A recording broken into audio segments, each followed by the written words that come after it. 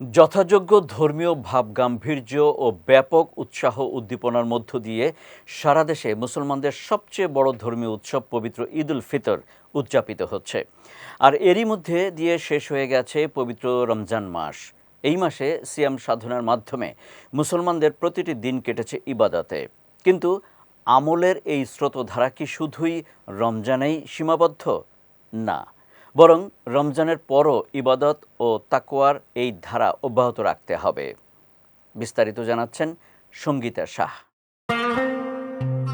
রমজান মাস হলো আত্মশুদ্ধি এবং তাকওয়া বা আল্লাহ ভীতি অর্জনের এক অপূর্ব সুযোগ। আল্লাহ তাআলা পবিত্র কোরআনে বলেছেন, হে ঈমানদারগণ, তোমাদের উপর রোজা ফরজ করা হয়েছে, যেমন ফরজ করা হয়েছিল তোমাদের পূর্ববর্তীদের উপর, যেন তোমরা তাকওয়া অর্জন করতে পারো। রমজানে আমরা প্রচুর কোরআন তেলাওয়াত করি, কিন্তু নবীজি সাল্লাল্লাহু আলাইহি ওয়াসাল্লাম বলেছেন, তোমাদের মধ্যে সর্বোত্তম সেই ব্যক্তি যে কোরআন শেখে এবং অন্যকে শেখায়। তাই রমজানের পরেও প্রতিদিন অন্তত কিছু পরিমাণ কোরআন পড়ার অভ্যাস আমাদের ধরে রাখা উচিত।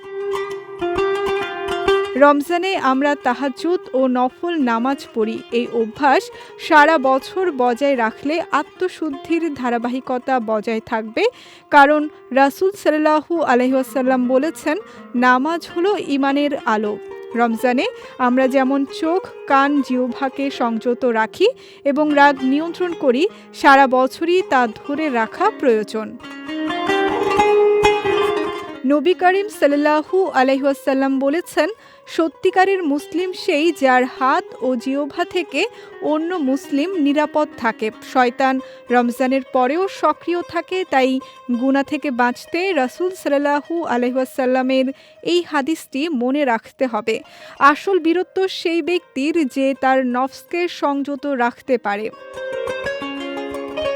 আমাদের মনে রাখতে হবে, আমল অল্প হলেও তা নিয়মিত করা উচিত। রাসূল সাল্লাল্লাহু আলাইহি ওয়াসাল্লাম বলেছেন, আল্লাহর কাছে সবচেয়ে প্রিয় আমল হলো যা নিয়মিত করা হয়, যদিও তা পরিমাণে কম হয়।